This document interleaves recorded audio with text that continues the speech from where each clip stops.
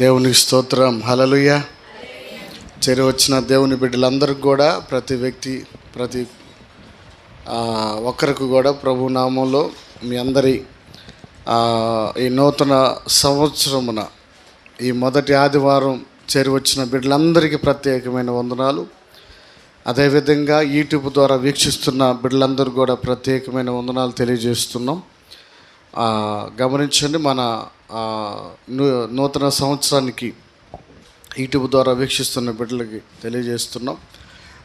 నూతన సంవత్సరానికి ఒక నూతన గీతాన్ని రికార్డ్ చేయించాం. చక్కగా నీ కృప వర్ణించలేనిదనే సాంగుని మన యూట్యూబ్ ఛానల్లో ఉంటుంది.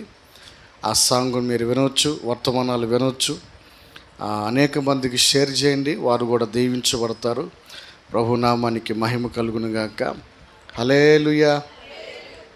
సంతోషంగా వాళ్ళందరూ ఒకసారి స్తోత్రం చెప్దాం. Praise Lord.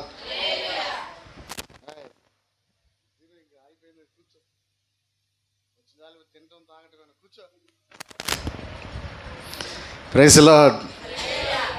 మంచిది. దేవుని కృపను బట్టి ఈ సంవత్సరం ఒక 5గురికి మనము బాప్తిస్మలు ఇచ్చాం. దేవుని కృపను బట్టి ప్రభువుకు మహిమ కలుగునుగాక.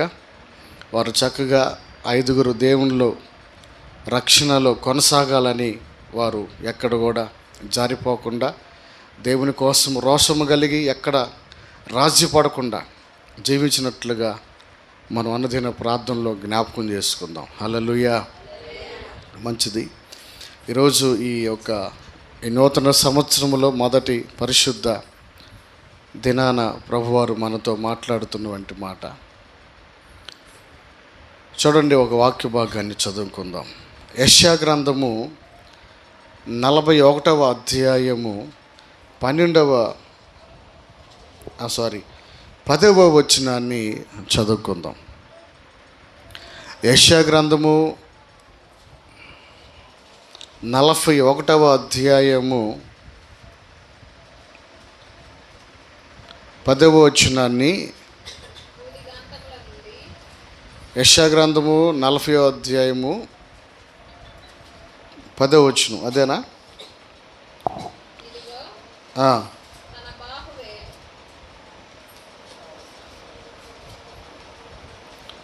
40వ వచనమా?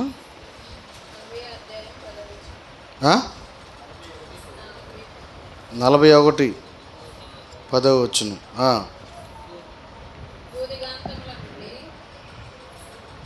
2 9 10 అక్కడ 2 కలిసి ఉన్నాయి. కాబట్టి ఏంటంటే మనం అక్కడ చాలా మాటలు ఉన్నాయి. అయితే అక్కడ ఒక మాట రాయబడింది, దిగులు పడకుము, నేను నిన్ను బలపరచెదను. దేవుని స్తోత్రం. హల్లెలూయా. దేవుని బిడ్డలారా, ఇక్కడ ఇశ్రాయేలీలతో ప్రభు మాట్లాడుతూ నా స్నేహితుడైన అబ్రహాము సంతానమా అన్నాడు. ఏమన్నాడు? నా స్నేహితుడైన అబ్రహాము సంతానమా, నేను ఏర్పరచుకొనినటువంటి యాకోబుతోటి, ఇశ్రాయేలీలతోటి, ఇక్కడ యాకోబుతో మాట్లాడినట్టుగా మనం చూస్తున్నాం. యాకోబుతో అంటున్నాడు, నీవు నా సేవకుడువైన యాకోబు అంటాడు. నా స్నేహితుడైన అబ్రాహాము సంతానం అంటున్నాడు. ఇక్కడ మనం గమనిస్తే ఆయన మాట్లాడుతున్నాడు ఏమనంటే, దిగులు పడగాకు. ఏమంటున్నాడు? నీవు దిగులు పడగాకు, నేను నిన్ను బలపరిచెదను. Praise the Lord. దేవుని బిడ్డలారా, ఈరోజున మనము ప్రపంచవ్యాప్తంగా ఏ వ్యక్తిని అడిగినా, ఏ కుటుంబాన్ని అడిగినా, లేకపోతే ఏ వ్యక్తి పరిస్థితి మనం గమనించినా, ఏ కుటుంబం పరిస్థితి గమనించినా, దిగులు లేని కుటుంబం అనేది ఎక్కడా కూడా ఉండకుండా లేదు. అవునా? ప్రభు బిడ్డలారా గమనించాలి. దిగులుతో ఈరోజున భూనివాసులందరూ కూడా దిగులుతో, దుఃఖముతో, వేదనతో, బాధలతో నలిగిపోయిన వంటి పరిస్థితుల మధ్య ఆలకించాలి. నలిగిపోయిన వంటి పరిస్థితుల మధ్య ప్రభు బిడ్డలారా, ప్రయాణం చేస్తున్న వంటి పరిస్థితి ఈరోజు. దేవుని బిడ్డలపైన మనము గమనించాలి, ఆలోచన చేయాలి. లేకపోతే ఈ రోజున చేరి వచ్చిన వారిలో కావచ్చు, యూట్యూబ్ ద్వారా వింటున్న వారిలో కావచ్చు, దిగులుతో నీ దినములు గడుస్తున్నాయేమో, దుఃఖముతో నీ దినాలు సాగిపోతున్నాయేమో ఏమో. ఏ పరిస్థితుల మధ్య నీవు ఉన్నావో, ఏ దిగులుతో, నీ కుటుంబంలో ఏ సమస్యలతో, ఏ బాధతో నలిగిపోతూ దిగులు పడుతూ ఉన్నవంటి వారందరితోటి ఈరోజు పరిశుద్ధాత్మ దేవుడు మాట్లాడుతున్నాడు. హల్లెలూయా, దేవుని స్తోత్రం. ఏమనంటే, నిన్ను బలపరిచేదను నేను, నిన్ను ధైర్యపరిచేదను నేను, నిన్ను ఆదరిస్తాను నేను, నిన్ను లేవనెత్తుతాను నేను, నీ దిగులను నేను సంతోషముగా మారుస్తాను. Praise lord, hallelujah. నీ దిగులను నేను ఆనందంగా మారుస్తాడంట. ఆ దిగులను తీసివేసి, ఆ చీకు చింతలను తీసివేసి, ఆ బాధలన్నిటినీ ఈ రోజున మనం ఎక్కడైనా వంటి వేస్ట్ మనకు కనపడితే, ఎక్కువగా శాతంలో ఉన్నప్పుడు మున్సిపాలిటీ డిపార్ట్మెంట్ వారు ఏం చేస్తారంటే, క్రేనులను పిలిపించి ఏం చేస్తారమ్మా, వాటిని ప్రక్కకు నెట్టేస్తారు. అవునా? ఈ రోజున కూడా దేవుని బిడ్డలమైన మనము మనకున్న వంటి ఆ దిగులు అవన్నిటిని కూడా ఆయన తూర్పుకి పరమటికి ఎంత దూరం ఉందో, ఎంత దూరం ఉంది? తూర్పుకి పరమటికి ఎంత దూరం ఉందమ్మా? నీవు నేను కొలవలేనంత దూరం ఉంది.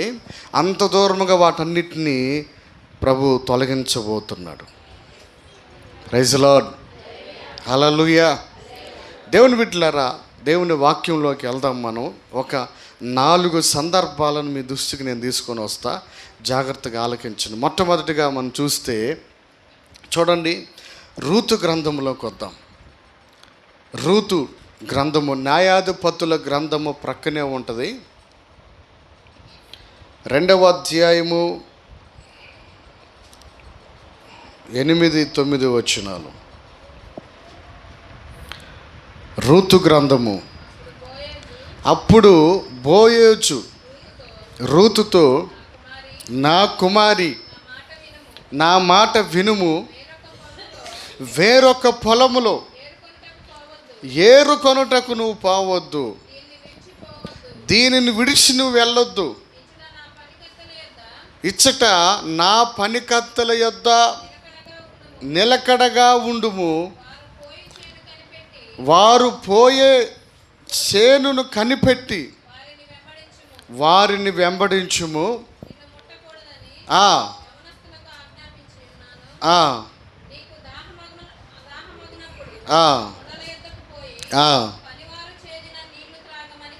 దేవునికి స్తోత్రం కలుగును గాక. హల్లెలూయా. ఈమె ఎవరమ్మా? రూతు ఎవరు? ఒక మోయాబీ దేశపు కాపురస్తురాలు, అన్య దేశస్తురాలు.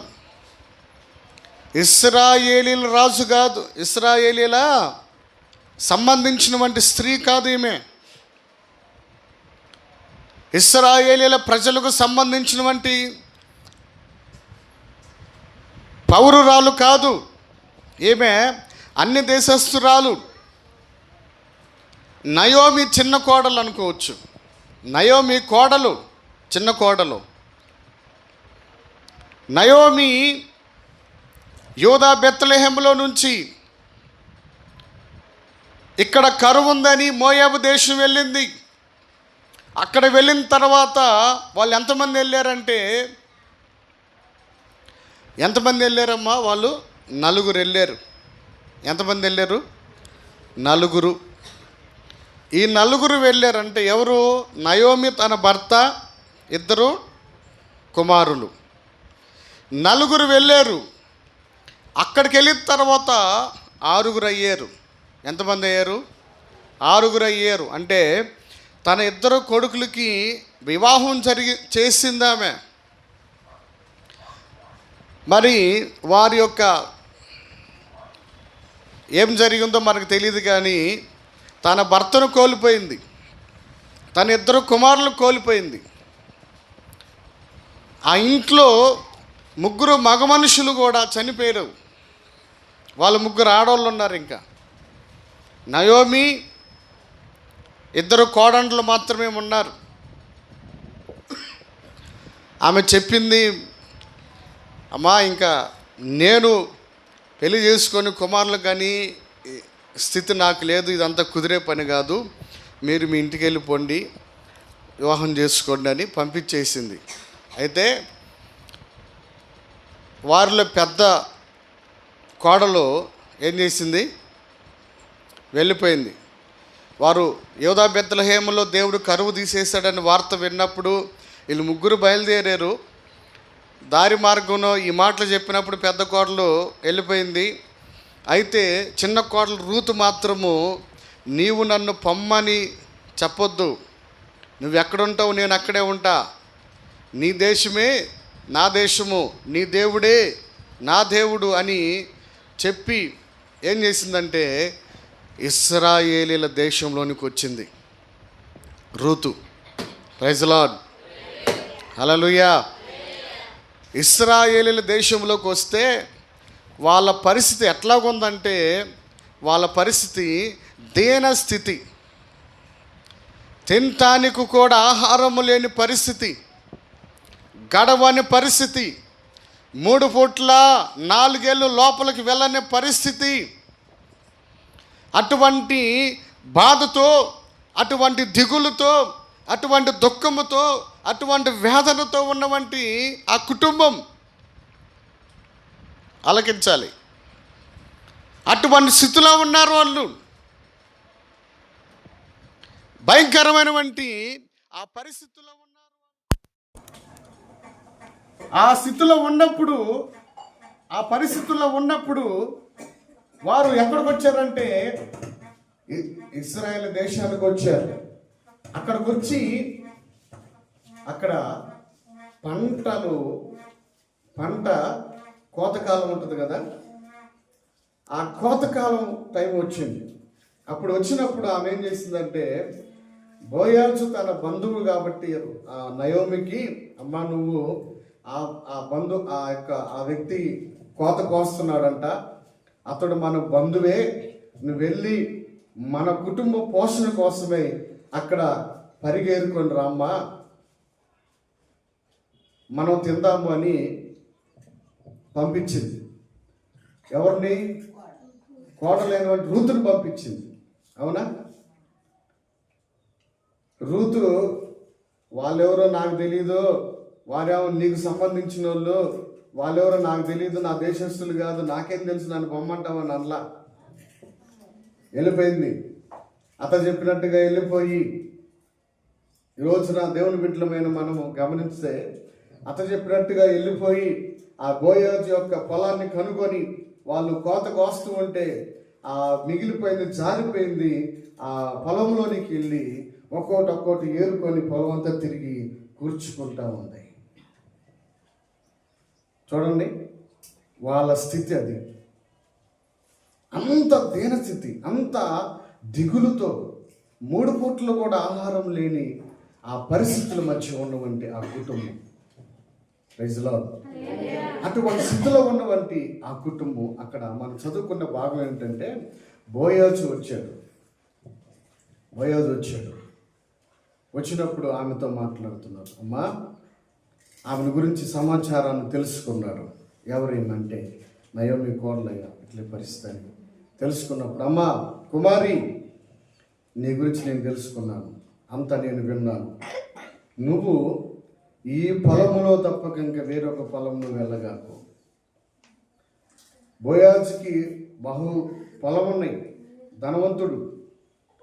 కోతకాలం జరుగుతుంది కదా, ఇక్కడ ఈ పొలం అయిపోయింది అనుకో, మరొక పొలం వెళ్తారు, నువ్వు అక్కడికి వెళ్ళి మళ్ళీ అక్కడ పరిగెరుకో అని, నువ్వు ఇక్కడే ఉండు, ఈ పొలం కాకు వేరే పొలం వెళ్ళగాకు, నా పనికత్తులు ఉన్నారు కదా వీళ్ళ దగ్గర నువ్వు ఉండు అని చెబుతా ఉన్నప్పుడు దేవుని బిడ్డలారా ఆలోచన చేయాలి.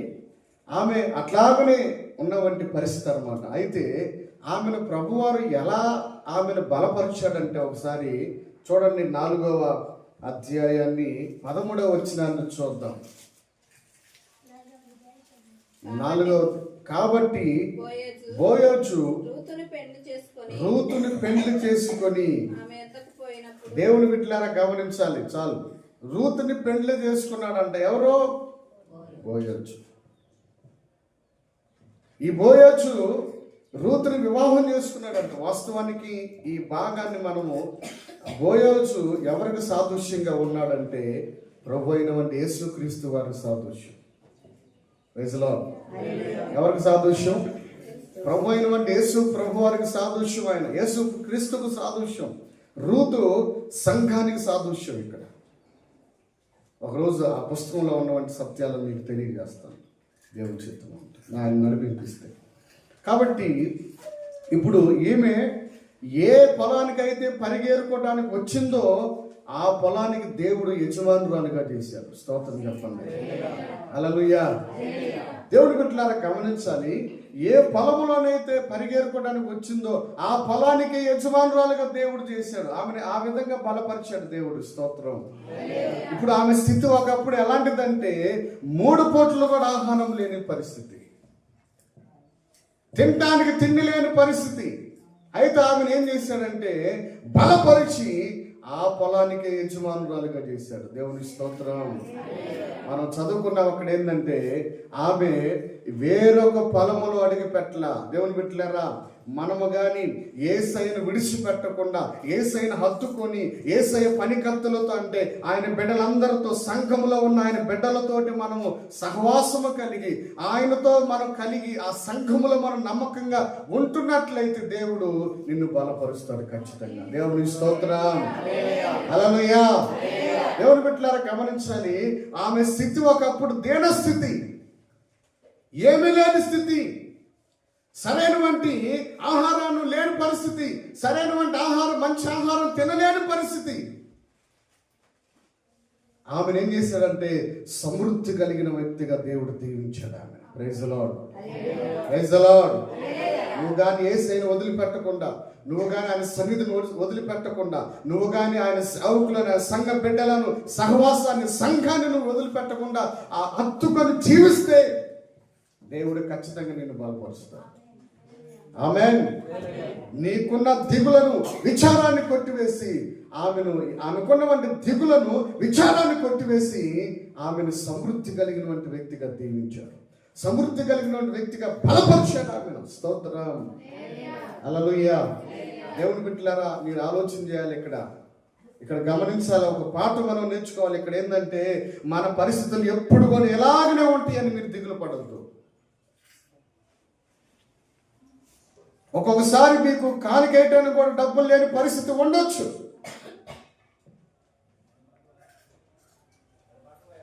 అటువంటి దేన స్థితిలో ఉండొచ్చు. నేను కూడా ఆ స్థితి నుంచి వచ్చినట్టు. ప్రభుత్వారా గమనించాలి, అటువంటి పరిస్థితులు మీకు ఉండొచ్చు. ఎప్పుడు పరిస్థితులు లాగుండవు. రూతుమ్మ పరిస్థితి ఎప్పుడు అలాగనే ఉందని అనుకోలేదు. తన పరిస్థితిని దేవుడు మార్చాడు. హల్లెలూయా. తన స్థితిగతులు మార్చాడు ఆయన. ఆమె రిక్తురాలుగా వచ్చింది, ఏమి లేని వాని వ్యక్తిగా వచ్చింది. అయితే ప్రభువారు ఆమెని సమృద్ధి కలిగినటువంటి వ్యక్తిగా దీవించాడు. నిన్ను కూడా ప్రభువారు ఈ నూతన సంవత్సరంలో నువ్వు కూడా ఈ సంవత్సరం అంతా నేను ఎలా బ్రతకాలని నువ్వు ఆలోచన చేస్తున్నావేమో, ఈ సంవత్సరం అంతా నేను ఎలా పోషించబడాలని నువ్వు దిగులు పడుతున్నావేమో, ఈ సంవత్సరం అంతా ఎలా గడపాలని నువ్వు బాధపడుతున్నావేమో, దేవుడు నీతో మాట్లాడుతున్నాడు, నిన్ను బలపరుస్తున్నాడు అంటున్నాడు ప్రభు. Praise the lord. హల్లెలూయా. నిన్ను సమృద్ధి కలిగినటువంటి వ్యక్తిగా చేయబోతున్నాడు ఆయన. ఆయన కృప ఆశీర్వాదములతో నిన్ను నింపబోతున్నాడు ఆయన. ఆయన కృప బలముతో నిన్ను బలపరచబోతున్నాడు ఆయన. Praise the lord. హల్లెలూయా. దేవుని బిడ్డలారా గమనించాలి, దిగులు పడవద్దు. ఆయన నిన్ను బలపరిచే దేవుడు ఆయన. రూతుమ్మను బలపరిచిన దేవుడు, రూతుమ్మను ఆదరించిన దేవుడు, రూతుమ్మను సమృద్ధి కలిగినటువంటి వ్యక్తిగా చేసిన దేవుడు నిన్ను కూడా చేస్తాడు ఆయన. మనం రూతులాగా దేవుని సన్నిధిని మనం వదిలిపెట్టకుండా ఆయనను వెంబడిస్తూ ఉంటే, దేవుని బిడ్డలారా నేను ఎప్పుడు చెప్తాను, ఈరోజు కూడా నేను రక్షించబడి ఎన్ని సంవత్సరాలు అయింది? దాదాపు ఎన్ని సంవత్సరాలు నేను 18. వాడికి ఎన్ని సంవత్సరాలు ఉంటాయో అన్ని సంవత్సరాలు నేను రక్షించబడి. Praise the lord. జాను వాడు పెళ్ళైన సంవత్సరం 4 రోజులకు పుట్టాడు. ఆ 4వ పెళ్ళైన 4వ రోజు అంటే ఆగస్టు 1వ తారీఖు మ్యారేజ్ అయింది. 4వ తారీఖు వాడు పుట్టాడు. మళ్ళీ సంవత్సరం వచ్చి 4వ తారీఖు. ఆ 4వ తారీఖున వాడు పుట్టినరోజు, జాన్ పుట్టినరోజు సందర్భంగా మేము కూడా ఏం చేసామంటే అదే రోజు గుర్తుగా ఉంటుందని బాప్తిసం తీసుకున్నాం. దేవుని స్తోత్రం. హల్లెలూయా. దేవుని బిడ్డలారా గమనించాలి. ఆ కూర్చోటి అమ్మా. నా దీపమును వెలిగించువాడు నా చీకటి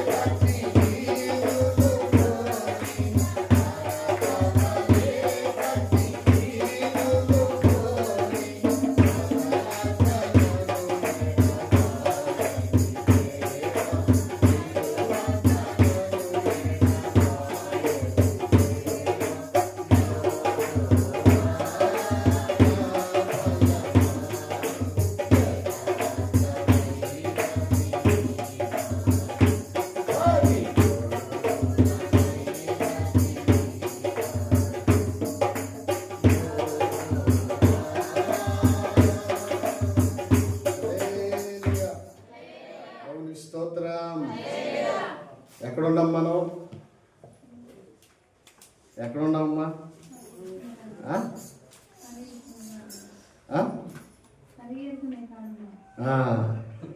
దేవుడు ఇట్లా గమనించారు, ఆలోచన చేయండి. ఆమె ఏ విధంగా ప్రభు ఆమెను బలపరిచాడు, ఏ విధంగా ప్రభు ఆదరించాడు. ప్రభు నీతో మాట్లాడుతున్నాడు, దిగులు పడగాకు. ఈ సంవత్సరం అంతా నువ్వు ఎలా జీవించాలని, ఎలా పోషించబడాలని, ఎలా ఉండాలని నువ్వు దిగులు పడుతున్నావేమో ప్రభు మాట్లాడుతున్నాడు. దేవుడు నీకు సమృద్ధినిచ్చి నిన్ను నడిపించును గాక. ఆమేన్. హల్లెలూయా. రెండవ దాని దగ్గరికి వద్దాం. చూడండి, రెండవ దాని దగ్గరికి వద్దాం. మొదటి సమూయేలు గ్రంథము 2వ అధ్యాయము 21వ వచనాన్ని మనం చదువుకుందాం. యెహోవా అన్నాను దర్శింపగా ఆమె గర్భవతి అయి ముగ్గురు కుమారులను ఇద్దరు కుమార్తెలను అయితే దేవునికి మహిమ కలుగును గాక. ఇక్కడ మనం ఆమెకి ఇచ్చిన సంతానం 6 అక్కడే ఉన్నారు, ఆ వచనంలోనే ఉన్నారు. అవును కదా? యెహోవా హన్నాను జ్ఞాపకం చేసుకొని హన్నాను దర్శించాడంట. ఈ మాట చాలా అద్భుతంగా ఉంటుంది. గత దినాల హన్నా గురించినటువంటి మనం ఒక 9 పాఠాలు ఏమో నేర్చుకున్నాం. హన్నాను గురించి మనం 9 పాఠాలు నేర్చుకున్నాం. హన్నాను యెహోవా జ్ఞాపకం చేసుకున్నాడంట. దేవుని బిడ్డలారా గమనించాలి. ఈ రోజున మనం ఆలోచన చేయాలి. హన్నాకి సంతానం లేరు, పిల్లలు లేరు. ఆయన సన్నిధిలో వచ్చి నాకు ఒక మగబిడ్డ నీ ప్రభువా నీ సేవకు ఇస్తానన్నప్పుడు ఇచ్చాడు. దేవుడు ఆమెను జ్ఞాపకం చేసుకున్నాడు, బిడ్డను ఇచ్చాడు. అయితే ఆ బిడ్డను దేవునికి సేవకు ఇచ్చింది. ఆ తర్వాత మరలా ఆమెలో ఉన్నటువంటి నిజాయితీని చూశాడు ప్రభు. ఆమెలో ఉన్న భక్తిని చూసి మళ్ళీ జ్ఞాపకం చేసుకొని ఎంతమందిని ఇచ్చాడంట? 3 కుమారులను 2 కుమార్తెలను ఇచ్చాడంట సమూయేలు తర్వాత. Praise the lord. హల్లెలూయా. దేవుని బిడ్డలారా గమనించాలి. అసలు పిల్లలే లేనివంటి వ్యక్తికి ఎంతమందిని ఇచ్చారు? 6 ఇచ్చారు. స్తోత్రం. హల్లెలూయా. ఒక పెద్ద కుమారుడేమో దేవుని మందిరంలో సేవ చేస్తూ ఉన్నాడు. మిగతా 5 ఆమె దగ్గర ఉన్నారు. ప్రోబిట్లాగా ఈ మాట ఎందుకు నేను చదివించానంటే ఆమె కూడా దేవుని బిడ్డలారా పిల్లలు లేనివంటి వ్యక్తిగా దిగులుతో బాధతో గడుపుతున్నటువంటి పరిస్థితి. ఆలోచించండి. పిల్లలు లేరు, సంతానము కలగలేదని దిగులుతో బాధతో వేదనతో నలిగిపోతున్నటువంటి పరిస్థితి. ఇంకా నేను పిల్లలు లేని దాని వ్యక్తిగానే చనిపోతానేమోనని కుమిలిపోతున్నవంటి ఏడుస్తూ దుఃఖముతో ఉన్నవంటి ఆ పరిస్థితిలో ప్రోబిట్లారా ఆమె దేవుని యొక్క సన్నిధిలోనికి వచ్చి ఏ విధంగా ప్రార్థన చేసిందో ఆమెను జ్ఞాపకం చేసుకొని దేవుడు అద్భుతమైన రీతిలో గర్భాన్ని తెరిచి బిడ్డలను ఇచ్చాడు. దేవుడు స్తోత్రం. హల్లెలూయా.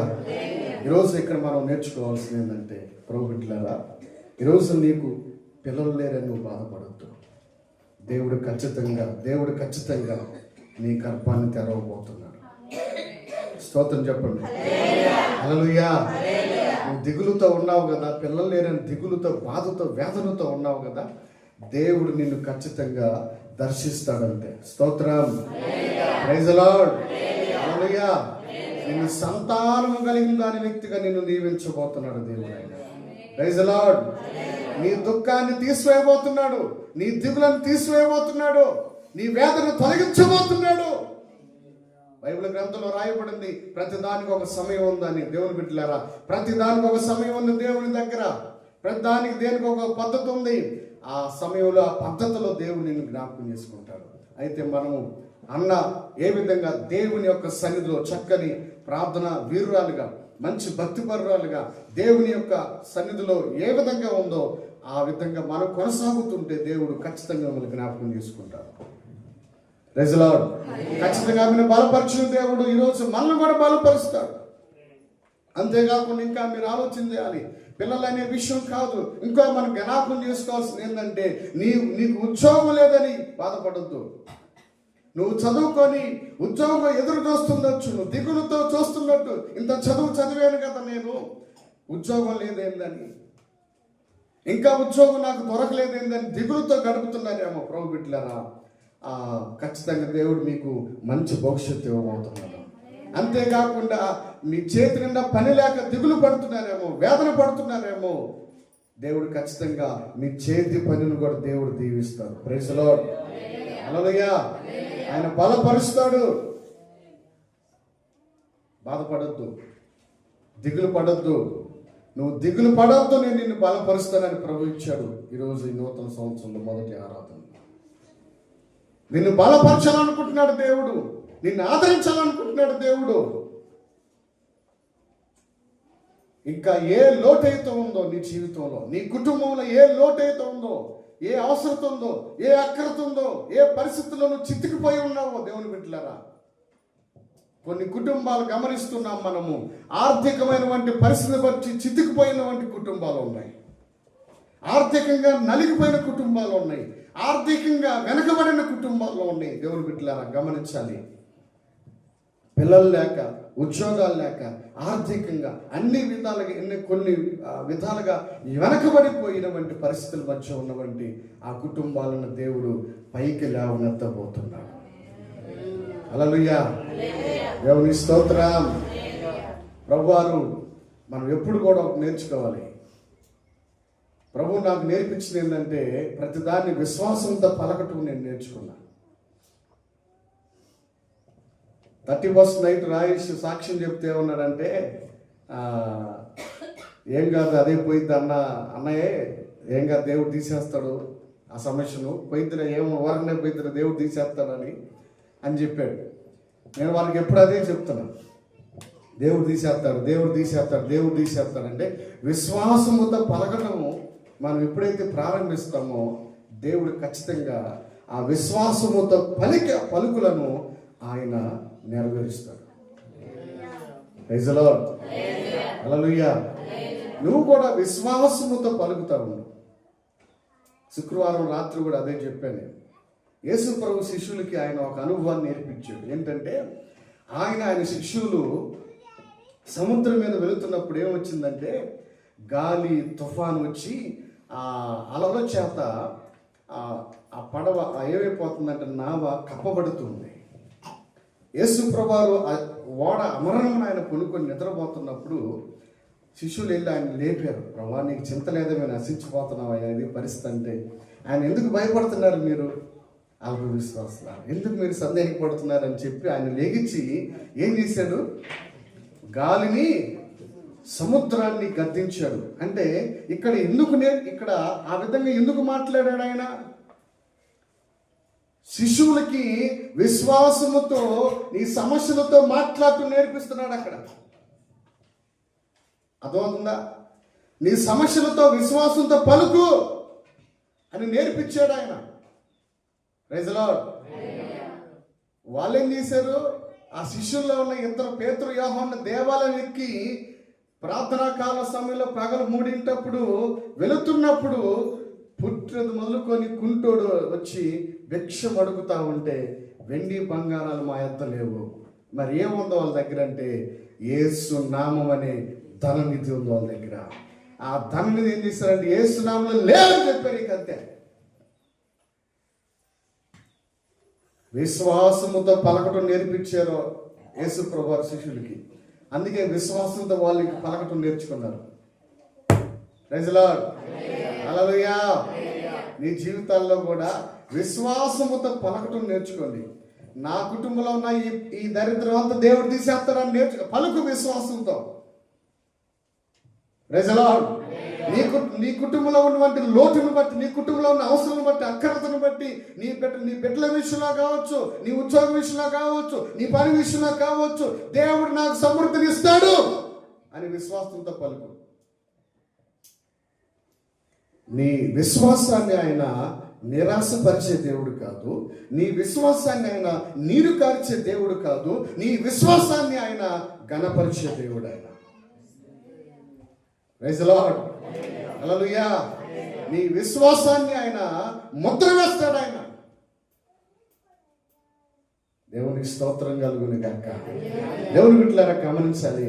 ప్రభు అన్నాడు, దిగులు పడొద్దు, నిన్ను బలపరుస్తాను, నిన్ను బలపరుస్తాను బిడ్డ, నువ్వు భయపడద్దు. స్తోత్రం. మనం కానీ దేవునికి నమ్మకంగా జీవించాలి. అందుకే వాక్యంలో ఉంది 127వ కీర్తన అనుకుంటా, 127 అక్కడ రాయబడి ఉంది. ఒక మాట చదువుదాం. 127వ కీర్తన, లేకుంటే తన ప్రియులు నిరీక్షిస్తుండగా నేను వారికి ఇస్తున్నాను అంటాడు.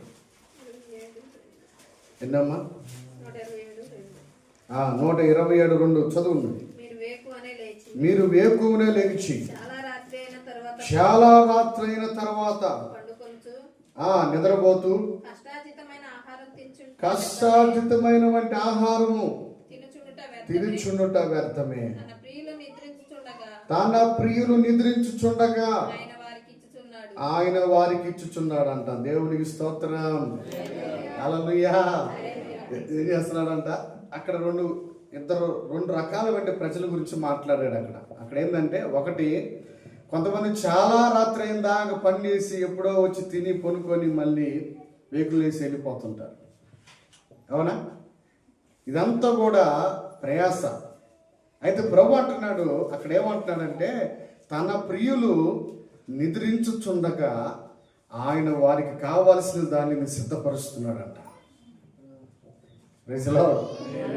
ప్రార్థన చేసుకొని నీకున్న సమస్యలన్నింటిని నిమిత్తమై ప్రార్థన చేసుకొని దేవునికి అప్పగించి నువ్వు నిద్రపోతే నీకు కావాల్సిన వాటిని దేవుడు ఉదయానికల్లా సిద్ధపరుస్తాడంట. Praise the lord. హల్లెలూయా. అన్న అదే చేసింది. ప్రార్థన చేసుకుంది, విశ్వాసం ఎదురు చూస్తుంది. దేవుడు ఆమెను జ్ఞాపకం చేసుకున్నాడు. ఆమెకు కావాల్సిన దాన్ని దేవుడు సిద్ధపరిచాడు. Praise the lord. హల్లెలూయా. అయితే ఇక్కడ ఏంటంటే, నీవు ఆయనకు ఇష్టలుగా నువ్వు జీవించాలి. ఆయనకు ప్రియమైన వంటి వ్యక్తిగా నువ్వు జీవిస్తే నువ్వు కష్టపడాల్సిన పని లేదు. నువ్వు ప్రార్థన చేసి విశ్వాసం ఉంచితే చాలు, దేవుడు నీకు కావాల్సిన ప్రతి దాన్ని తీసుకొచ్చి దగ్గర పెడతాడు. Praise the lord. హల్లెలూయా. మనం దేవుడికి ఇష్టంగా బ్రతికితే చాలండి. దేవునికి నచ్చినట్టుగా బ్రతికితే చాలండి. మనము దేవునికి ఏ విధంగా ఉండమన్నాడు ఆ విధంగా ఉంటే చాలు. దేవుని బిడ్డలమైన మనము మనకు కావాల్సిన దాన్ని దేవుడు సిద్ధపరుస్తాడు. హల్లెలూయా. ప్రభు బిడ్డలమైన మనము రెండవదిగా మనం నేర్చుకున్నాము, నీకున్న లోట్లన్నిటిని దేవుడు పూడ్చి నిన్ను బలపరిచే దేవుడు ఆయన. స్తోత్రం. హల్లెలూయా. హల్లెలూయా. నువ్వు అప్పులు చేస్తున్నావేమో ఈరోజు, ఒకరోజు అప్పు ఇచ్చే వ్యక్తిగా నిన్ను దేవుడు చేయబోతున్నాడు. స్తోత్రం. హల్లెలూయా. దేవుని బిడ్డలమైన మనము గమనించాలి, ఆలోచన చేయాలి. ఒకటి, మొట్టమొదటిగా ఆయన రూతుని జ్ఞాపకం చేసుకున్నాం. ఆమె తినటానికి లేని స్థితిలో నుంచి వచ్చింది. ఏం చేశాడు? ఆమెను సమృద్ధి కలిగినటువంటి వ్యక్తిగా దీవించాడు. రెండవదిగా మనం హన్నాను ఇంకా జ్ఞాపకం చేసుకున్నాం. ఆమె పిల్లలు లేరు, లోటు ఉంది ఆ కుటుంబంలో, అక్కరతలు ఉన్నాయి. అక్కర్లను పూడ్చి ఆమెను ఏం చేశాడు? సంతానం కలిగిన వ్యక్తిగా చేశాడు, బలపరిచాడు. ఆమెను కూడా ఖచ్చితంగా నిన్ను కూడా అన్ని విషయాల్లో బలపరుస్తాడు ఆయన. దిగులు పడగా దేవుడు నిన్ను కూడా బలపరిచే సమయం ఒకటి ఆయన దగ్గర ఉంది. Praise the lord. హల్లెలూయా. ఒకటి గుర్తుపెట్టుకోండి, ఎప్పుడు కూడా ఆయనను ఆశ్రయించిన వారిని ఏ వ్యక్తిని వదిలిపెట్టడు ఆయన.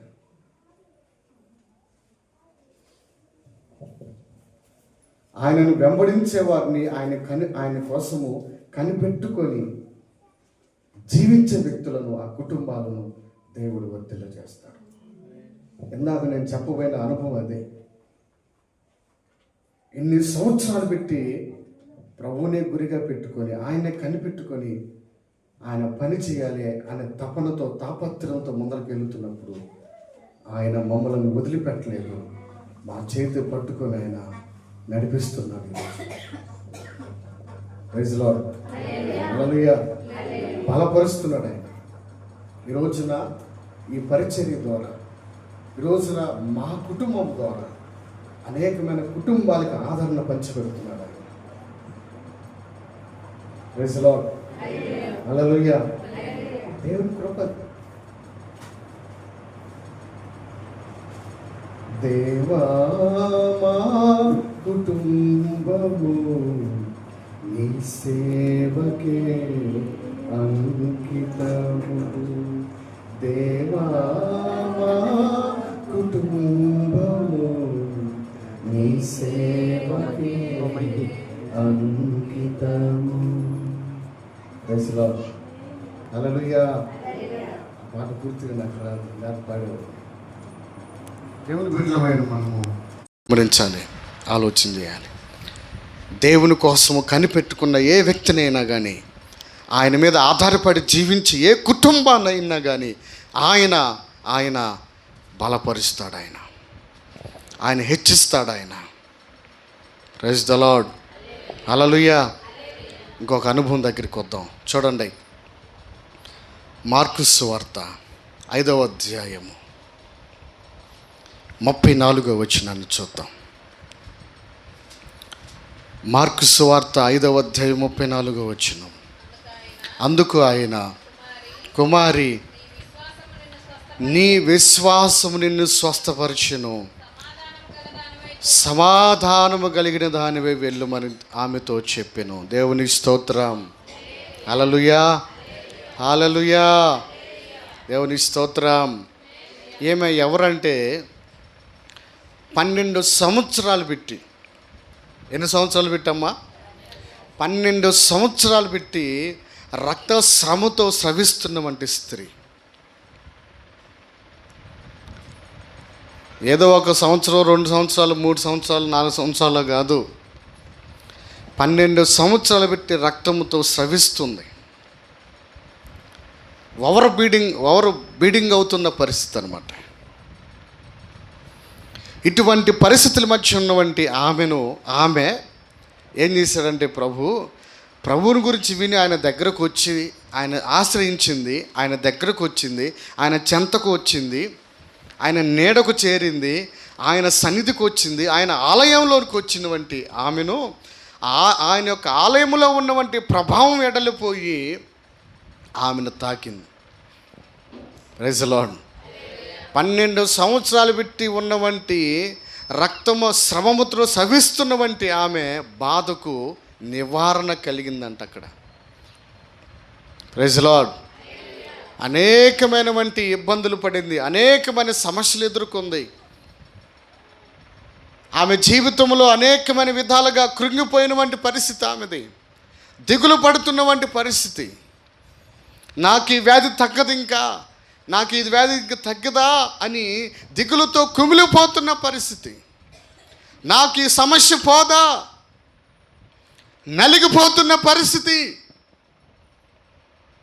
నా దేహంలో ఉన్నవంటి ఈ రక్తము సముద్రం సవిస్తున్నవంటి ఈ రోగం పోదేమోనని నలిగిపోతూ ఉన్న పరిస్థితి. ఇంకో విచారం ఏంటంటే, ప్రోబిడ్లరా, ఆమె తనకున్నదంతా కూడా ఖర్చు పెట్టిందంట.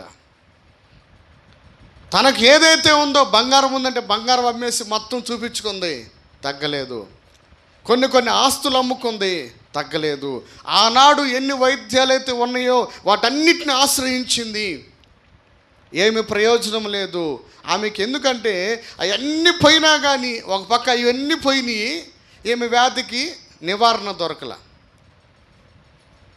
ముగింపు దొరకల, ఇంకా మరింత సంకటపడిందంట. 25వ వచనం నుంచి ఆ మాటలు చదువుకోండి, ఆమె గురించి చరిత్ర అంతా రాయబడి ఉంటుంది. 25వ వచనం నుంచి 34వ వచనం వరకు కూడా.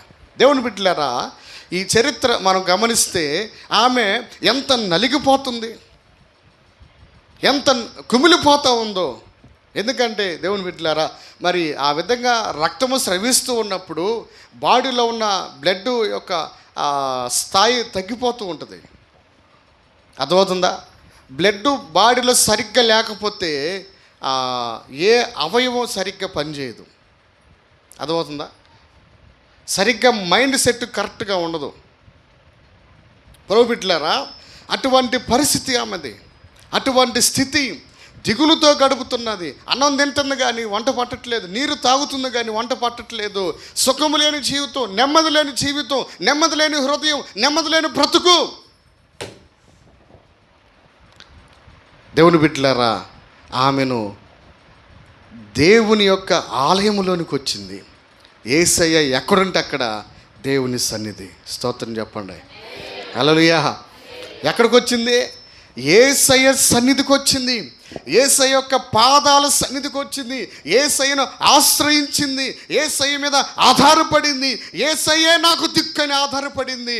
ప్రభువారు ఏం చేశాడంటే, ఆమెలో ఉన్న ప్రభావం వెళ్ళిపోయి 12 సంవత్సరాలు పెట్టి నెమ్మది లేకుండా చేస్తున్నటువంటి ఆ రోగాన్ని, ఆ సమస్యను ఒక్క సెకండ్లో తీసి పక్కన పెట్టేశాడు. నీకంతే. Praise the lord. హల్లెలూయా. ఆమెను ఆరోగ్యవంతురాలుగా దేవుడు దీవించాడు. ఆమెను ఆరోగ్యవంతురాలుగా దేవుడు బలపరిచాడు. స్తోత్రం. హల్లెలూయా. దేవుని బిడ్డలారా గమనించాలి. పోయిన సంవత్సరం కావచ్చు, లేకపోతే నువ్వు అనుకుంటా ఉండొచ్చు, దేవుని బిడ్డలారా నీకున్న వంటి ఆరోగ్య సమస్యలతో నువ్వు నలిగిపోతున్నావేమో. ప్రభు బిడ్డలారా, నీకున్నవంటి ఆ శరీరంలో వస్తున్నటువంటి ఆరోగ్య పరిస్థితిని బట్టి నువ్వు నలిగిపోతున్నావేమో, దిగులు పడుతున్నావేమో. ఈ రోగం ఎట్లా పోవాలి, ఈ రోగం, ఈ సమస్య ఎలా పోవాలనుకుంటున్నావేమో. ఆ యొక్క రక్తస్రావం కలిగినటువంటి స్త్రీ ఏ విధంగా దేవుని మీద ఆధారపడిందో, ఆశ్రయించిందో, నీవు కూడా దేవుని మీద ఆధారపడు. దేవుని మీద ఆధారపడు. ఖచ్చితంగా ఆయన మీద ఎలాగ నువ్వు ఆధారపడతావు? ప్రార్థన ద్వారా. ఆయన మీద ఆధారపడితే ప్రభు బిడ్డలారా ఖచ్చితంగా నీ జీవితంలో నిన్ను బలపరుస్తాడు ఆయన. నీకున్న వంటి వ్యాధి బాధలు కావచ్చు, నీకున్న వంటి సమస్యలు కావచ్చు, నీకున్న ఏ పరిస్థితులు ఉన్నా కానీ దేవుడు తీసి ప్రక్కన పెట్టేసి నిన్ను ఆయన బలపరచబోచున్నాడు నిన్ను ఆయన. స్తోత్రం. హల్లెలూయా. హల్లెలూయా. నీ అనారోగ్యాలకి ప్రభు ముగింపు పలకబోచున్నాడు. నీ దేహంలో నివసిస్తున్న ఆ రోగాన్ని దేవుడు గద్దించబోతున్నాడు. నీ దేహంలో ఉన్నవంటి ఆ రోగముతో నువ్వు నలిగిపోతున్నావు కదా, నిన్ను బాధ పెడుతున్నవంటి ఆ రోగాన్ని, ఆ సమస్యను, ఆ బాధను దేవుడు సమాధి చేయబోతున్నాడు. Praise the lord. హల్లెలూయా.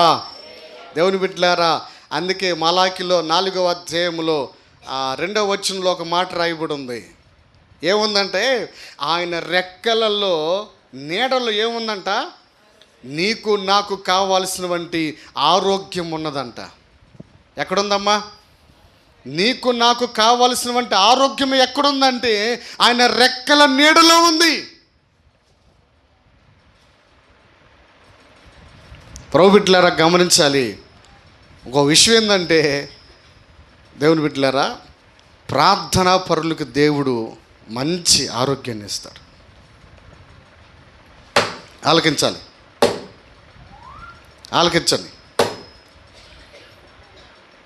ఆయన రెక్కల నీటిలో ఉన్న ఆరోగ్యాన్ని నీ మీదకి ప్రకాశింపజేస్తాడు. స్తోత్రం. హల్లెలూయా. దేవుని బిడ్డలమైన మనము ఆయనకి అసాధ్యమైందంటే ఏది లేదండి. ఆయనకు అసాధ్యమైంది ఏది లేదు. రోజున నీవు దేవుని బిడ్డలమైన మనము ఆయన మీద కను నువ్వు ఆశ్రయిస్తే, ఆనుకొని జీవిస్తే, ఎవని మనసు నా మీద ఆనుకొనునో వానిని నేను పూర్ణ శాంతి కలిగిన వానిగా నేను చేస్తానన్నాడు ప్రభు. స్తోత్రం చెప్దాం. యెషయా గ్రంథము 26వ అధ్యాయం తీయండి. ఆ మాట అక్కడ ఉంటుంది. యెషయా గ్రంథము 26వ అధ్యాయము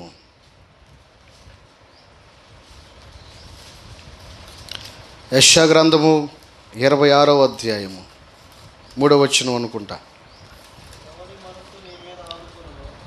3వ వచనం చదువయ్యా. ఎవని మనస్సు నీ మీద ఆనుకొనునో వానిని నీవు పూర్ణ శాంత గలవానిగా నువ్వు కాపాడుదు. దేవునికి స్తోత్రం. హల్లెలూయా. ఏం చేస్తాడంట? ఎవరైతే ఆయన మీద ఆనుకొని జీవిస్తారో ప్రతి నిమిషము, ప్రతి గంట, ప్రతిరోజు, ప్రతి నెల, సంవత్సరం అంతా కూడా నువ్వు ఆయన మీద ఆనుకొని ఆయన మీద ఆధారపడి జీవిస్తావు, వారిని ఆయన పూర్ణ శాంతి కలిగిన వానిగా దేవుడు చేస్తాడంట. స్తోత్రం. హల్లెలూయా. ప్రభు బిడ్డలారా గమనించాలి. ప్రభు అన్నాడు, నీకు కావాల్సినటువంటి ఆరోగ్యమైన రెక్కల నీడలో ఉంది. ఆయన రెక్కల నీడలోకి నువ్వు చేరాలి. ఆయన యొక్క సన్నిధిలోనికి నువ్వు ఉండాలి. ఆయన యొక్క పాద సన్నిధికి నువ్వు రావాలి. శ్రేష్టమైనటువంటి ఆరోగ్యాన్ని ఇస్తాడు. ఎప్పుడు చెప్పాను నేను, ఇప్పుడు చెప్తున్నాను. నేను ఒకరోజు ఆలోచన చేసుకుంటున్నా. ఏంటంటే హాస్పిటల్కి వెళ్ళే వాళ్ళని చూస్తున్నా. హాస్పిటల్కి వెళ్ళే వాళ్ళని చూసి హాస్పిటల్ వైపు చూసి, ఎందుకో ఒకసారి హాస్పిటల్కి వెళ్ళి చూసి వెళ్తా, హాస్పిటల్కి వెళ్ళి చూడంగానే నాకు ఒక ఆలోచన వచ్చింది. ఏంటంటే అనేక మంది ఈరోజు హాస్పిటల్ చుట్టూ తిరుగుతున్న పరిస్థితి, ప్రభువారు మాకు ఆ పరిస్థితి ఇవ్వలేదని నేను దేవుని స్తుతించా. స్తోత్రం. ఎందుకు దేవుడు ఆరోగ్యాన్ని ఇస్తున్నాడా అంటే, ఎందుకంటే ఆయన పని చేయటానికి. ఏం చేయడానికి? ఆదివారము, శుక్రవారము ఆన్లైన్ ప్రేయరు. అవునా కదా? అవునా? ఇక్కడ శుక్రవారం వచ్చిందనుకో, ప్రతి గృహానికి వెళ్ళి ప్రార్థన చేసి రావడానికి. దేవుడు ఆరోగ్యం లేకపోతే నేను రాగలుగుతానా? ఎందుకని? నా బాధ్యత అది. ప్రతి ఇంటికి మనోళ్ళందరిని ఒకసారి పలకరించి ప్రార్థన చేసి రావాలి, ఎలాగున్నారని. అవునా? ఆదివారం వచ్చిందనుకో, ఇక్కడ ప్రేయర్ ముగించుకొని కొప్పర్తి వెళ్ళామనుకో, కొప్పర్తి ఈ ఊరు ఈ దరి నుంచి ఆ దరికి పోవాలి. ఏ దరి నుంచి అమ్మా? ఈ దరి నుంచి ఆ దరికి పోవాలి. ప్రతి ఇంటికి దేవుని బిడ్డలారా, ఇక్కడ ఒక మాట చెప్తాను నేను. ఏంటంటే దైవజనుడు అడిగి పెట్టింది ప్రార్థన చేస్తున్న ప్రతి కుటుంబం, ప్రతి స్థలాన్ని దేవుడు దీవిస్తాడు. ఆమేన్. హల్లెలూయా. హల్లెలూయా. దేవుని బిడ్డలారా గమనించాలి. వాళ్ళు కొప్పర్తోళ్ళు రాలేదు, వాళ్ళు వస్తామన్నారు. అయితే ఆ అమ్మాయి కానుపు చేశారు. అయితే నీళ్ళు పోయటం వల్ల అదే రోజు రాలేకపోయారు. లేదా వాళ్ళు వచ్చేవాళ్ళు, వాళ్ళు సాక్ష్యం చెప్తా ఉన్నారు. ఏంటంటే ప్రతి ఆదివారం వెళ్ళి వాళ్ళ ఇంటి దగ్గర దైవజనుడిగా అడిగిపెట్టి ప్రార్థన చేస్తున్న వంటి ఆ కుటుంబాలు ఎలాగున్నాయి అంటే, ఆ కుటుంబాలు పచ్చగా ఉన్నాయి. వారి కుటుంబంలో ఉన్న ప్రతి సమస్యను దేవుడు తీసేస్తాడు. ఇంకో విషయం ఏంటంటే, వారి పట్ల దేవుడు చేసిన గొప్ప మేలు ఏంటంటే, వాళ్ళ తల్లిగారికి, సంతోష్ అని తమ్ముడు ఉన్నాడు, వాళ్ళ తల్లిగారికి క్యాన్సర్ వచ్చింది. అది ప్రమాదకరమైన క్యాన్సర్. అయితే ఆ క్యాన్సర్ను ముందలగా గుర్తెరగటం అది దేవుని కృప. Praise the lord. హల్లెలూయా. వాళ్ళు చెప్పింది ఏంటంటే, అన్నయ్య వచ్చి ప్రతి ఆదివారం వచ్చి ప్రార్థన చేసి వెళుతున్నాడు కాబట్టి దేవుడికి మనకు మేలు చేసాడమ్మా అని చెప్పారు. Praise the Lord. ఈ విషయాన్ని ముందలగానే తెలుసుకోకపోతే చాలా ప్రమాదం అంట. అది చేతులు దాటిపోతే దాన్ని ఇంకెవరేం చేయలేరు. ఇప్పుడు ఆ తల్లిగారికి ఆరోగ్యం బాగలేదని ఆ సహోదరికి 3 బుధవారాలు ప్రార్థన పెట్టి వచ్చాం. ఆ 3 బుధవారాలు ప్రార్థన చేసిన ఆమె కిమోస్ అంత ముందర ప్రార్థన చేయక మునుపు కిమోలు పెట్టించుకొని వస్తుంది. ఆ కిమోలు పెట్టించుకున్నప్పుడల్లా కూడా ఆమె ఆరోగ్యం సరిగ్గా ఉండలా అంత ముందల. అప్పుడు చెప్పాను నేను, అమ్మా సరే ప్రార్థన చేద్దామరా, నీ పరిస్థితి ఇలాగ ఉంది కదా అని చెప్పినప్పుడు, అలాగ ప్రార్థన చేసినప్పుడు ప్రభువారు కిమోస్ పెట్టించుకున్నప్పుడు అల్లా కూడా ఆమె ఆరోగ్యంగానే ఉంటుంది. స్తోత్రం. హల్లెలూయా. ప్రశాంతంగా ఉంటుంది. అన్న మీ ప్రార్థన బట్టి ఒకటే అన్న, నా వాళ్ళు ఎవరు పలకరించలేదన్న నన్ను వచ్చి, నీవైతే ఇక్కడ 3 రోజులు బుధవారాలు ప్రార్థన పెట్టి ఇంతగా మమ్మల్ని బలపరిచావన్నా, ఈరోజు మేము ఇంత ఆరోగ్యంగా ఉన్నామని చెప్పి. ప్రైజ్ ది లార్డ్, హల్లెలూయా. ఆ విషయాలు చెప్పినప్పుడు వీళ్ళు కూడా ఉన్నారు, రాయేష్, ఎస్తేరు, వీళ్ళు కూడా వచ్చారు, వాళ్ళు కూడా విన్నారు. ఏం చెప్పారమ్మ వాళ్ళు? అదే చెప్పారుగా. దేవుని బిడ్డలారా గమనించాలి, ఆలోచన చేయాలి. ఆమె ఏడిచింది. దేవుని బిడ్డలమైన మనం గమనించాలి. దైవజనుడు అడుగుపెట్టి ప్రార్థన చేసిన ప్రతి కుటుంబాన్ని, ప్రతి స్థలాన్నిలో దేవుడు గొప్ప కార్యాలు చేస్తాడు. హల్లెలూయా. మా అమ్మ చెప్పింది, మేము చిన్నపిల్లడప్పుడు ఒక సేవకుడి దగ్గర తీసుకెళ్ళిందంట. మన చెప్తుంది నాకు, సంసోన్ నాయన దగ్గర తీసుకెళ్ళాను నేను. చూసి అప్పుడు చిన్నప్పుడు ఎర్రగా బొద్దుగా బాగున్నాడు. అమ్మా ప్రభావతి, నీ కొడుకు మంచి సేవకుడు అవుతాడు అన్నాడంట. దేవుడు అట్టగానే అట్లానే ఏం చేశాడు, ఆమె అని ఉంటాడేమో ఆ రోజే పాపం ప్రభు ఆయన సేవకుని చేశాడు. ఇంకో విషయం ఏంటంటే, మా నాయనమ్మ ప్రార్థనకి వెళ్ళేది కదా, 7 కోటాలు పెట్టినా ఆడ తీసుకెళ్ళేది నన్ను చిన్నప్పుడు. ఒకరోజు నేను ఆడుకుంటా నాగులపాలెం మీటింగ్స్కి వెళ్తున్నా, అందరు వెళ్ళారు, నేను కాని రాలా. నా కోసం తిరిగి కాని రాకపోయేకి ఇంకొంత దూరం పోయింది. నేను ఇంకా ఇంటికి వచ్చి చూస్తే మా నాయనమ్మ లేదు. ఏడకపోయిందంటే మీటింగ్ పోయింది అబ్బాయి అన్నారు. ఇక నేను ఆవంతుని పరిగెత్తుతున్నా, ఇంకా పరిగెత్తుంటే నన్ను చూసి ఇంకా ఆమె కోపం వచ్చి బే 2 బీకింది. ఈ కోసం మొత్తం తిరిగాను నేను, కాని రాలేదని చెప్పి 2 వీక్ కావంతని ఇంకా చేపట్టుకొని ఇంక తీసుకెళ్ళి ఆ మీటింగ్స్కి ఎక్కడికి తీసుకెళ్ళినా కానీ, అన్నయ్య ఇదిగో మా మనవడా నువ్వు ప్రార్థన చేయని చెప్పి ప్రార్థన చేయించేది. ప్రైజ్ ది లార్డ్, హల్లెలూయా. ఆ విధంగా దైవజనుల చేత ఆ విధంగా ప్రార్థన చేయించటం వలన, ఆ విధంగా వారు దీవించటం వలన మన కుటుంబాలు దీవించబడతాయి.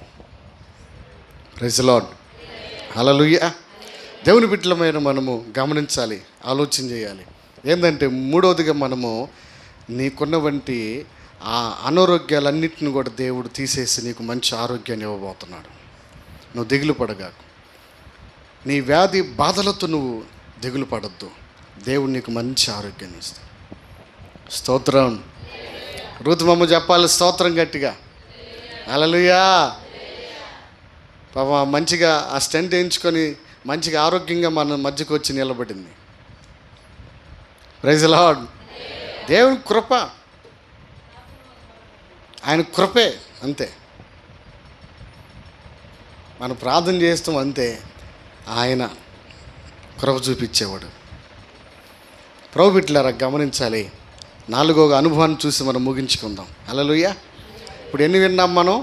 1, మొట్టమొదటిది ఏంటిది? నీకున్న వంటి లేమిడిని సమృద్ధిగా చేసి నిన్ను బలపరుస్తాడు ఆయన. నువ్వు దిగులు పడగాకు.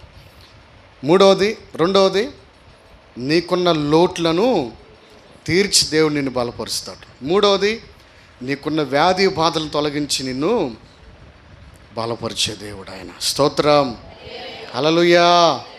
4వది చెప్పి మనం ముగించుకుందామా? హల్లెలూయా. చూడండి, 4వదిగా చూస్తే న్యాయాధిపతుల గ్రంథము రూతు గ్రంథానికి ప్రక్కనే ఉంటుంది. అంతేనా? రూతు గ్రంథం ప్రక్కనే ఉంటుంది. న్యాయాధిపతుల గ్రంథము 6వ అధ్యాయము 11, 14 వచనాల ద్వారా చదువుకుందాం.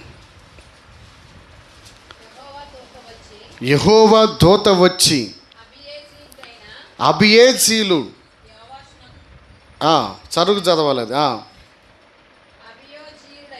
అబియోజీయుడైన యోవాషునకు కలిగిన ఒఫ్రాలోని మస్తాకి వృక్షము కింద కూర్చుండెను. యోవాషు కుమారుడైన గిద్యోను మిద్యానీలకు ఏమై ఉన్నాడంట? మిద్యానీలకు మరుగై ఉండి గానుగు చాటున గోధుమలను కొట్టుచుండగా యెహోవా దూత అతనికి కనబడి, పరాక్రమ కలిగిన వంటి బలాఢ్యుడా, యెహోవా నీకు తోడై ఉన్నాడు అని అతనితో చెప్పగా, గిద్యోను చిత్తము నా ఏలిన వాడా, యెహోవా మాకు తోడై ఉంటే ఈ సమస్యలన్నీ మాకెందుకని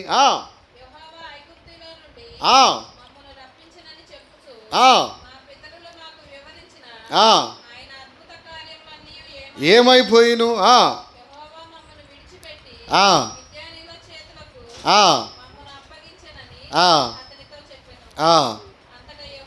పద్నాలుగు వచ్చును.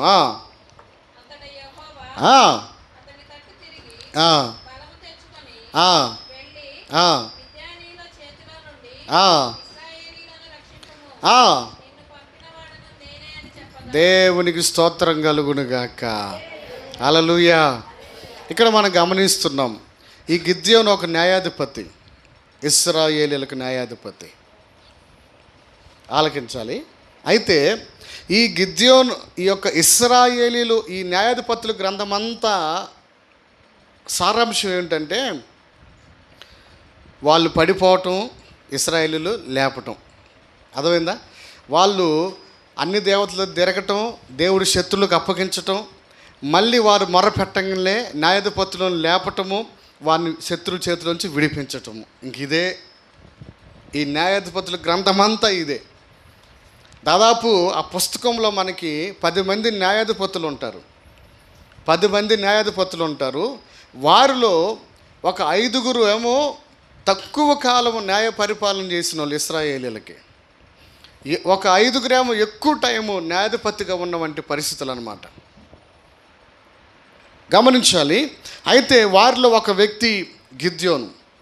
ఈ గిద్యోను ఎవరు చేత అంట? మిద్యానీయుల చేత భయపడి గానుగు చాటున గోధుమలను దుల్లగొట్టుకుంటున్నాడంట. అర్థమవుతుందా? ఎందుకని? శత్రువులు వారిని తరుముచున్నారు, శత్రువులు వారి మీదట నిలవలేకపోతున్నారు. కాబట్టి వాళ్ళు ఎక్కడ మా మీదకి వచ్చి పడి మమ్మలను, మా దేశాన్ని మొత్తం కూడా వాళ్ళు స్వాధీనం చేసుకుంటారనే భయముతోటి కనబడకుండా ఏం చేస్తున్నారంటే, గిద్యోను గానుగు చాటు నుండి మిద్యానీయులకి కనపడకుండా గానుగు చాటు నుండి ఏం చేస్తున్నాడంట? గోధుమలను దొల్లగొట్టుకుంటున్నాడంట. ఆ పరిస్థితిలో ఉన్నప్పుడు దేవుని దూతను పంపించి బలాఢ్యుడైనటువంటి గిద్యోను దేవుడు పిలుస్తున్నాడు. Praise lord. హల్లెలూయా. ఇక్కడ మనం గిద్యోను పరిస్థితి ఏంటంటే, భయపడుతున్నాడు. అదవుతుందా? మిద్యానులను చూసి భయపడి చాటును దాక్కొని రహస్యంగా ఏం చేస్తున్నాడంటే, మరుగ్గా ఉండి ఏం చేస్తున్నాడంటే గోధుమలను దులుపుకుంటున్నాడు. దేవుని దూత కనపడి, నువ్వు లే, బలం తెచ్చుకొని మిద్యానీయుల చేతిలో ఉన్నవంటి ఇశ్రాయేలుని విడిపించడానికి నిన్ను నాయకుడిగా నేను నిన్ను పిలిచాను. Praise lord. హల్లెలూయా. నువ్వు వెళ్ళాలి. నువ్వు వెళ్ళి ఏం చేయాలంటే వారితో యుద్ధం చేసి నా ప్రజలను రక్షించాలి అని దేవుడు పంపిస్తున్నాడు. ఇక్కడ ప్రోబిట్లారా గమనించాలి. గిద్యోను యొక్క పరిస్థితి ఏంటంటే, ఆ రోజు పరిస్థితి ఎలాగుందంటే, శత్రు భయముతో ఉన్నారు. ఎక్కడ వారు వచ్చి మా దేశం మీద పడి మమ్మలను దాసురాండ్లుగా తీసుకొని పోతారో, మా పొలాలను, మా పంటను, మాకున్న ఆస్తి పాస్తులను అన్నింటిని కూడా లాక్కొని పోతారని భయముతో, ప్రాణ భయముతో గడుపుతున్నవంటి, దిగులుతో గడుపుతున్నవంటి ఆ పరిస్థితి. ఆ సమయాల్లో ప్రభువారు మాట్లాడి గిద్యోనును బలపరిచి ఏం చేశాడంటే, దేవుడు ముందుకు తీసుకెళ్ళాడు ఆయన. Praise the lord. హల్లెలూయా. ఇక్కడ మనం నేర్చుకోవాల్సినటువంటి అనుభవం ఏమిటంటే, ప్రభుబిడ్డలారా, ఆ కింద మిగతా అధ్యాయాలన్నీ కూడా మీరు చదువుకోండి, చాలా అద్భుతంగా ఉంటుంది. గిద్యోను ఏ విధంగా దేవుడు బలపరిచి వాడుకున్నాడు. గిద్యోను ఒక పిరికివాడు. అర్థమవుతుందా? ఎవరమ్మా? గిద్యోను ఒక పిరికివాడు, ఒక బలహీనుడు. ఆలకించండి. శత్రువులకు భయపడి దాక్కున్న వాడిని దేవుడు బయటికి తీసుకొచ్చాడు. Praise the Lord. ఇక్కడ మనం నేర్చుకోవాల్సినటువంటి ఆత్మ సంబంధమైన పాఠం ఏమిటంటే, నీవు ఆత్మీయంగా బలహీనురాలుగా ఉన్నావేమో, దేవుడు నిన్ను బలపరచబోతున్నాడు ఆయన. Praise the lord. హల్లెలూయా. నేను ప్రార్థించలేకపోతున్నాను, పాటలు పాడలేకపోతున్నాను, ఆరాధించలేకపోతున్నాను ఇంకా నువ్వు అని ఆలోచనతో నువ్వు బలహీనుడుగా ఉన్నావేమో, దిగులు పడొద్దు, నిన్ను బలపరుస్తున్నాడు ప్రభు. ఆయన స్తోత్రం, హల్లెలూయా. నువ్వు బలపడాలి, దేవుని కోసం నువ్వు మంచి కార్యాలు చేయాలి. నీలో ఉన్న నిరాశను వదిలిపెట్టాలి. ఈరోజు నేను పాట పాడలేనండి, నేను ప్రార్థించలేనండి, నేను వాక్యం చెప్పలేనండి, నేను ఇంకా ఏం చేయలేనండి అని నీలో ఉన్న నిరాశను తీసేసుకో. ఆ దిగులుతో నువ్వు ఉన్నావేమో, ఆ బాధతో నువ్వు ఉన్నావేమో, దేవుడు నీతో మాట్లాడుతున్నాడు, నిన్ను బలపరచాలని దేవుడు మాట్లాడుతున్నాడు. Praise Lord. నువ్వు కూడా మంచి ఆత్మ సంబంధమైన వ్యక్తిగా నిన్ను బలపరచాలని దేవుడు మాట్లాడుతున్నాడు. నిన్ను కూడా ఒక మంచి ఆత్మ సంబంధమైన వంటి వ్యక్తిగా తీర్చిదిద్దాలని, బలవంతురాలుగా దేవుడు చేయాలని దేవుడు నీతో మాట్లాడుతున్నాడు. Praise lord, hallelujah. దేవుని బిడ్డలారా గమనించాలి, ప్రభు మాట్లాడుతున్నాడు. నీవు మంచిగా పాటలు పాడే వాడి వ్యక్తిగా నువ్వు తయారవ్వాలి. బలహీనుగా ఉండకూడదు, బలహీనరాలుగా ఉండకూడదు. ఆలకించండి ప్రభు బిడ్డలారా, పాటలు నేర్చుకోవాలి, మనం ప్రార్థన చేయటం నేర్చుకోవాలి, ఎప్పుడు ఎలా ప్రార్థన చేయాలో నేర్చుకోవాలి. అవునా? సమయోచితమైన ప్రార్థన చేయటం నేర్చుకోవాలి. ఒక ఆయన బయలుదేరాడు, ఒక దైవజనుడు బయలుదేరాడు, ప్రార్థన చేస్తున్నాడు. ఒక దైవజనుడు బయలుదేరి వెళుతున్నాడు, మీటింగ్స్కి వచ్చాడు, వెళ్ళిపోతున్నాడు. ఆయనకి ట్రైన్ ఏదో బుక్ చేయించుకున్నాడు, ఆ సమయానికి వెళ్ళిపోవాలా. ఈయన సరే ఇంకో దైవజనుడిని ప్రార్థన చేయమని చెప్పాడు. అమ్మ జాగ్రత్తగా రా, ఏయ్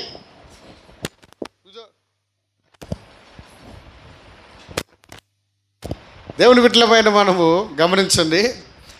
సరే దైవజనుడు ఇంకో దైవజనుడు ప్రార్థన చేయమంటే ఆయన ఏం చేస్తున్నాడంటే, ప్రభా ఈ 3 రోజుల నుంచి మాకు ఆశ్రయం ఇచ్చినటువంటి కుటుంబాన్ని దీవించు. ఈ 3 రోజుల నుంచి ఫస్ట్ రోజు మాకు నాయన మంచిలు ఇచ్చారు, తర్వాత టిఫిన్ ఇచ్చారు, మళ్ళీ ఆహారం పెట్టారు, మళ్ళీ సాయంత్రం అన్నం పెట్టారు, మళ్ళీ 2వ రోజు ప్రభా మళ్ళీ టీ ఇచ్చారు, టిఫిన్ పెట్టారు, అన్నం పెట్టారు, మళ్ళీ 3వ రోజు ప్రభా ఇది ఇచ్చారు. ఈ ఈత ప్రార్థన చేస్తున్నాడు. అమ్మా ప్రభా 2వ రోజు చికెన్ ఇచ్చారు ప్రభా, 3వ రోజు మటన్ ఇచ్చారు ప్రభా, ఫస్ట్ రోజు ఏమీ లేదు ప్రభా. ఏంది ఏమని ప్రార్థన చేస్తున్నాడంట? ప్రభా 2వ రోజు కూర కొద్దిగా వేసారు నాయన, 3వ రోజు ఫుల్గా వేసారయ్యా, వెళ్ళిపోతున్నారని. వీటిలో గమనించాలి. ఈయన ప్రభా 3వ రోజు కొబ్బరి పచ్చడి వేసారు, టెంకాయ పచ్చడి వేసారు, వంకాయ పచ్చడి వేసాడు అని ఇవన్నీ గుర్తు చేసేలాగా ట్రైన్ పోయింది. ఏం పోయిందమ్మా? ట్రైన్ పోయింది. అవునా? ఒక ఆయన అన్నం తినేటప్పుడు ప్రార్థన చేయమన్నారు పాస్టర్ గారు. ప్రార్థన చేయమంటే ఇకేమీ లేదు, ప్రభా స్తోత్రం నాయన, ఇదన్నా ప్రేమించి మాకు ఆయుష్కాలాన్ని ఇచ్చి ఈ మధ్యాహ్న కాలంలో మాకు మంచి ఆహారం ఇచ్చినందుకు స్తోత్రం. అది బాగానే ఉంది ప్రభా. ఈ అన్నం కోసము ఎక్కడైతే ఏ పొలంలో ఒడ్లు కొట్టారో, ఏ రైతు కొట్టాడో, ఎవరు తీసుకొచ్చారో, వాళ్ళు ఎవరికి అమ్మాడో, వీళ్ళు ఎవరు కొన్నారో, ఈ వండి పెట్టిన వాళ్ళు ఎవరో ఆయన నీకు ఎత్తాడు. ఇంకా ఏమ్మా ఏ స్థలం నుంచి వచ్చిందో, ఎవరు పండించారు, వాళ్ళని దీవించిన ఆయన, వాళ్ళ దగ్గర నుంచి ఎవరు కొన్నారో, వాళ్ళ కాడ నుంచి ఎవరు కొన్నారో ఇవన్నీ చేసుకుంటూ వచ్చాడు. సరే కూర కోసం ప్రార్థన చేసి, ప్రభా ఈ ఫిష్ లేకపోతే ఏంది కోడి చికెను, ప్రభా ఈ కోడి ఏ ఫామ్లో ఉందో నాయన, ఎవరు పెంచారో, అక్కడ ఎవరు నీళ్ళు పోసారో, వాటికి ఎవరు నూకలు వేసారో, అవునా, వాటికి ఎవరు ఇంజక్షన్లు చేశారు పెరగటానికి. ఏమ్మా ఆలకించండి.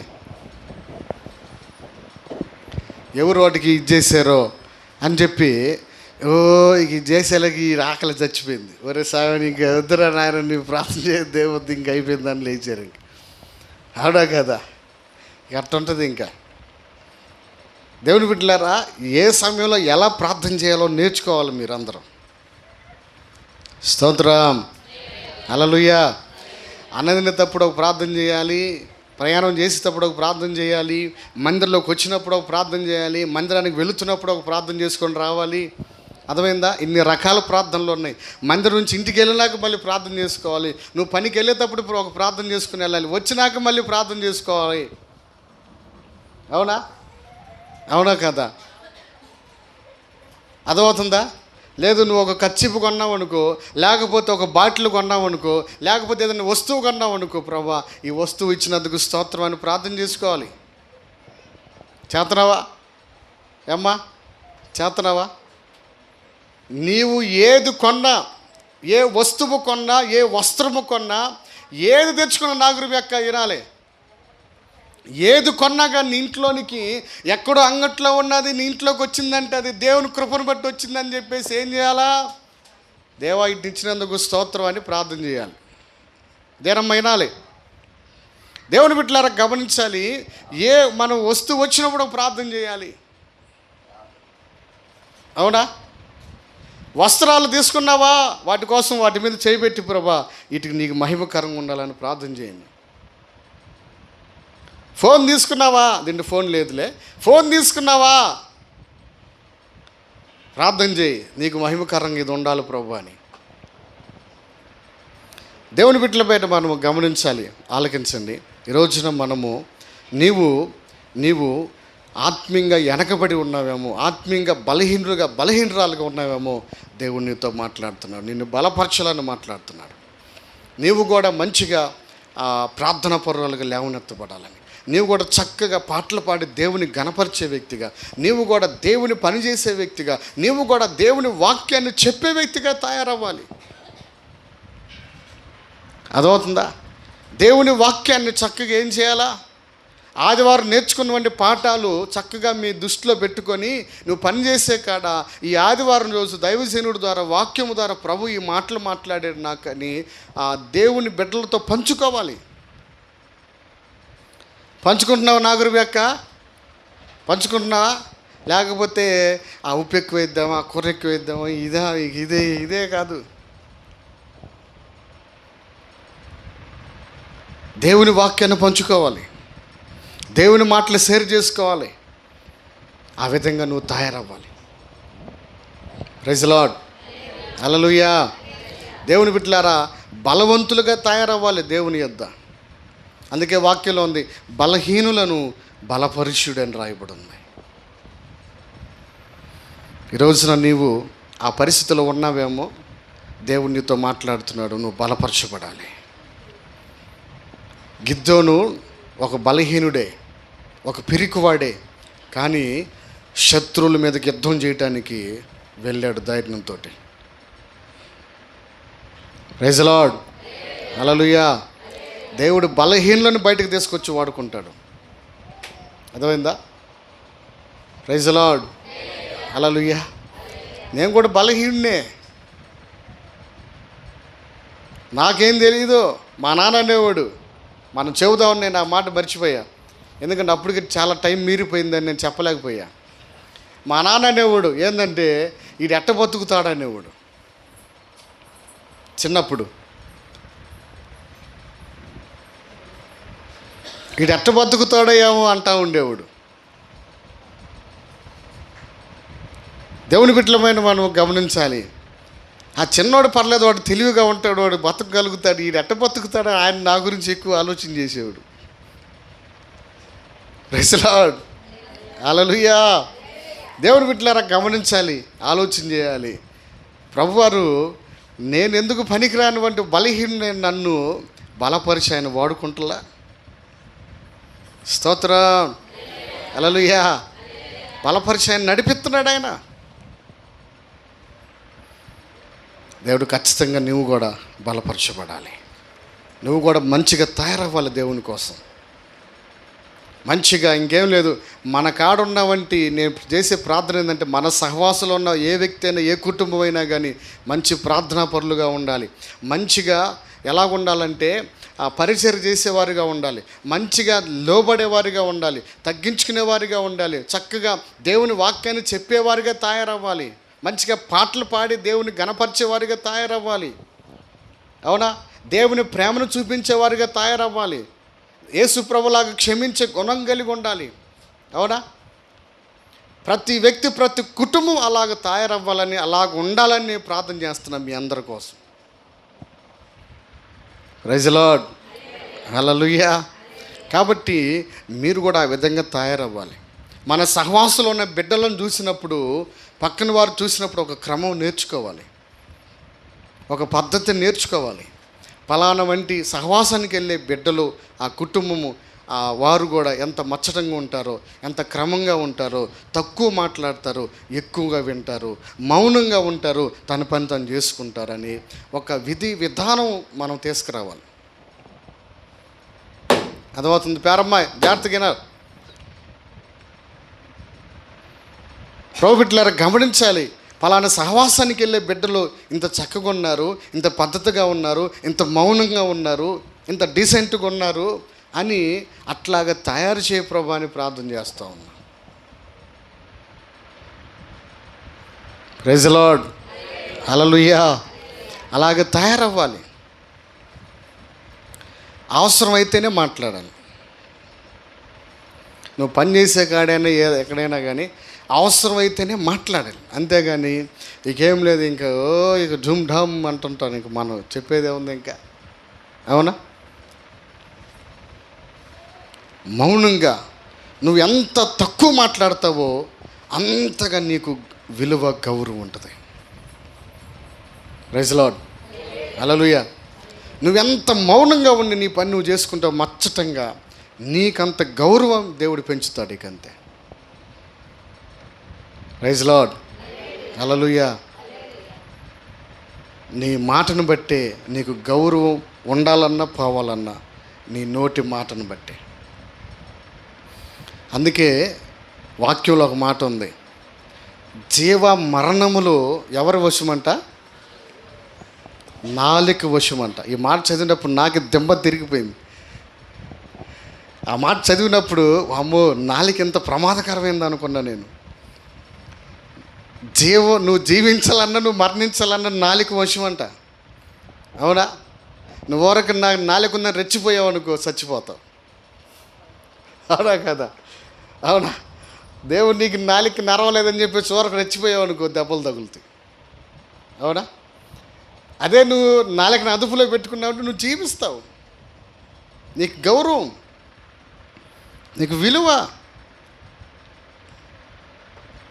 ప్రైజ్ ది లార్డ్, హల్లెలూయా. నాకే ఆ మాట చదివినప్పుడు వామ్మో, ఇంత ప్రమాదకరమైందని నాలుక అని నేనే స్టన్ అయిపోయా.